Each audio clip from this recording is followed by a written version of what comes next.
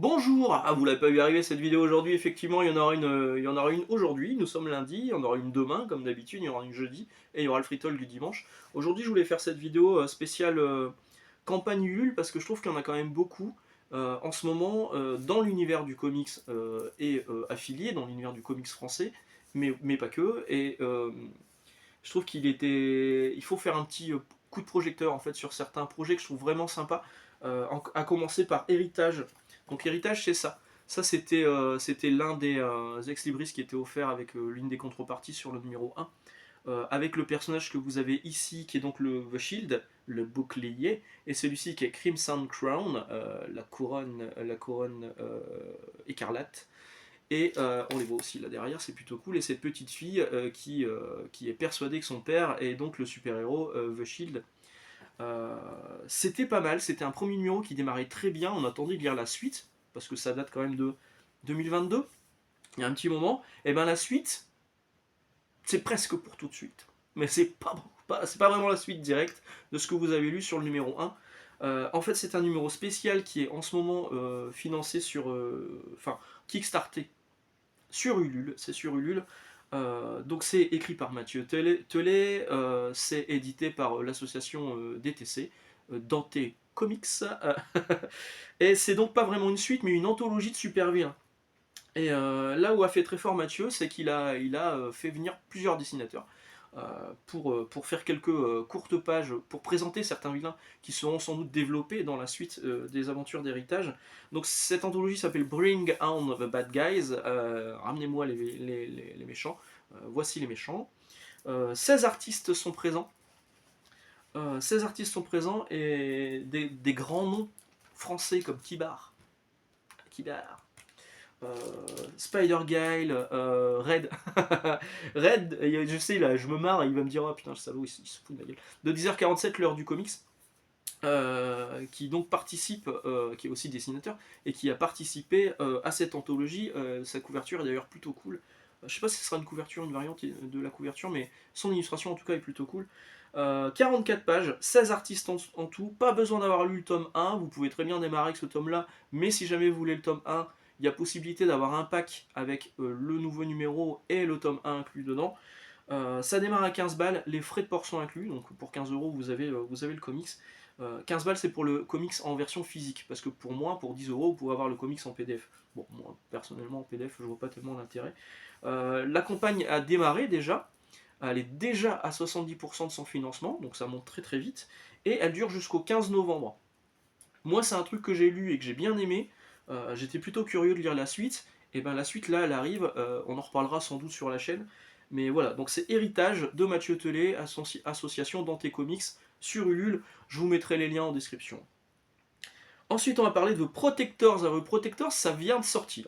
Voilà, c'est financé, ça y est, à 157% de leur objectif, donc bravo à eux. Ça part en impression, ça va bientôt arriver donc chez vous. C'est édité par Palladium Comics et scénarisé par Briscar, qui est donc le big boss de Palladium Comics, dessiné par Senjo, je ne sais pas si on dit Senjo, ou si il est espagnol, peut-être qu'on dit Senjo, je ne sais pas, la Jota, la fameuse. 30 pages, à partir de 10 euros. Bon, là c'est financé, mais vous pouvez toujours commander vos numéros auprès de Palladium Comics. Le numéro 1, ça s'appelle The Protectors Menhir, c'est sur un des personnages. C'est un univers où il y a différentes planètes, c'est pas sur Terre. Hein. Il y a différentes planètes, une autre galaxie, le Solarus System, il y a différents héros. Voilà, c'est un univers qui demande à être développé. Moi, je l'ai pas encore entre les mains. Peut-être que je l'aurai à un moment, peut-être que je vous le représenterai à ce moment-là. Euh, mais sur ce que j'ai vu, je trouve que le dessin est vraiment sympa. Il y a des scènes qui ont l'air très dynamiques. J'aime pas trop les couleurs. C'est un peu flashy, mais c'est question de goût. C'est mon avis à moi. Mais ouais, je suis plutôt curieux de l'avoir entre les mains et de voir ce que ça donne. En tout cas, là, c'est financé et vous pouvez vous le procurer. Donc, ça s'appelle vos Protectors Menhir chez Palladium Comics. Hop là, Dragon. Et oui, là, on est sur du comics américain chez Black and White. Je vous ai fait une vidéo la semaine dernière sur Black and White. Je vous mettrai le lien en description. La campagne Ulule a démarré là très, très récemment. On est déjà à 180% de l'objectif. L'objectif a été atteint, mais ça monte. Et plus ça monte, et plus vous avez des contreparties intéressantes, avec plus de pages, des variantes cover, des ex-libris en plus. Enfin, vraiment, les Kickstarter, c'est ça. En fait, on vous met un objectif à atteindre, mais si l'objectif est dépassé, c'est la bonne nouvelle parce qu'il y a tout le temps des trucs en plus. Donc là, le financement dure jusqu'au 11 novembre. Donc ça continue encore, vous pouvez toujours y aller. Et surprise, c'est une double publication. Alors ça, je ne vous l'avais pas précisé dans la vidéo sur Black and White. Il y a effectivement le tome 4 de Savage Dragon. Pour rappel, Savage Dragon. Bon, c'est pas celui-là. Hein. Le tome 4 de Savage Dragon, c'est la série avec Malcolm, son fils. Alors Malcolm au milieu. Vous avez la ref ou pas? Non, il n'y a pas Reese, non, il n'y a pas Dewey, c'est juste Malcolm. Euh, qui avait été relancé en 2022 avec le numéro 193, je vous avais expliqué ça. Donc le numéro 4 de Savage Dragon avec Malcolm en tant que protagoniste, 6 numéros, 144 pages, mais, et ça c'est la belle surprise, il y a également Savage Dragon depuis le début qui est réédité chez Black and White, donc qui est aussi dans cette campagne sur Ulule, c'est notre Ulule aussi, avec la collection Ultimate Collection, pas confondre avec Ultimate Spider-Man et compagnie, hein, ça n'a rien à voir. À l'intérieur, vous avez la mini-série en 5 numéros qui avait été éditée chez Semic il y a très longtemps, plus les numéros 1 à 8, donc pour 400 pages. Et il y a des variantes de cover. Une de Laurent Lefebvre qui est absolument incroyable. Elle s'inspire d'un. Je sais plus, c'est un Special Strange, je crois. D'un numéro Special Strange. Il reprend un peu le comment dire, l'illustration en tant que telle, sauf qu'au lieu que ce soit Storm, Cyclops et compagnie, c'est Savage Dragon et les personnages de Savage Dragon, donc du coup c'est plutôt cool. Elle est incroyable cette couverture. Il y a Olivier Vatine et il y a aussi Paul Renaud, évidemment, Paul Renaud qui a partagé en plus son illustration là récemment, et pareil, l'illustration elle est juste incroyable, même celle d'Olivier Vatine, elle est vraiment belle. Et donc voilà, là c'est actuellement en financement jusqu'au 11 novembre sur Ulule. L'objectif est atteint, mais continuez à, si vous voulez participer, à y aller. En plus de ça, et ça c'est exceptionnel, Black and White va sortir Graphic Fantasy. Alors vous connaissez peut-être pas, mais Graphic Fantasy c'est la première apparition du Savage Dragon en 1982, quand c'était juste une idée dans la tête de Erik Larsen, et Erik Larsen faisait ses fanzines à lui. Et donc c'est une réédition du fanzine Graphic Fantasy, c'est un truc qui est introuvable aujourd'hui, hein, de 1982, avec la première apparition du dragon, où il n'a pas cette espèce de crête sur le front, non, il a des espèces de boules, comme ça, on dirait un mec qui a fait les piercings sous-cutanés, là, où on met des espèces de trucs chirurgicaux, je sais pas si vous connaissez, bref.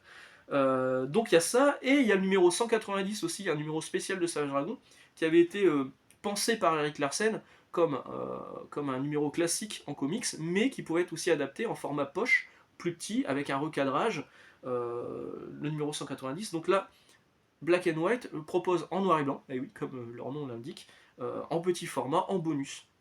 Franchement, c'est une belle campagne. Je vous penche à aller voir un petit peu ce qui se passe. Vu qu'on parle un petit peu de financement participatif, je vais revenir rapidement sur Cosmic Chaos du camarade Morvan. Le reste qui a en ce moment. Numéro 3, numéro 3 ou numéro 4, on en est combien, je sais même plus. Il va pas arriver tout de suite parce qu'il a eu un heureux événement. Donc félicitations à lui. Bienvenue en Daronie, mon pote. Tu vas en chier. Commence déjà tes heures de sommeil, moi j'en ai plus. Et donc ça arrivera, la suite arrivera. Je sais qu'il travaille dessus, mais peut-être pas tout de suite, parce que là en ce moment il pouponne. Alors, je vais parler d'un dernier titre qui est en rapport avec les super-héros français, mais qui lui n'est pas financé, n'est pas en financement participatif, mais ça me semblait normal d'en parler.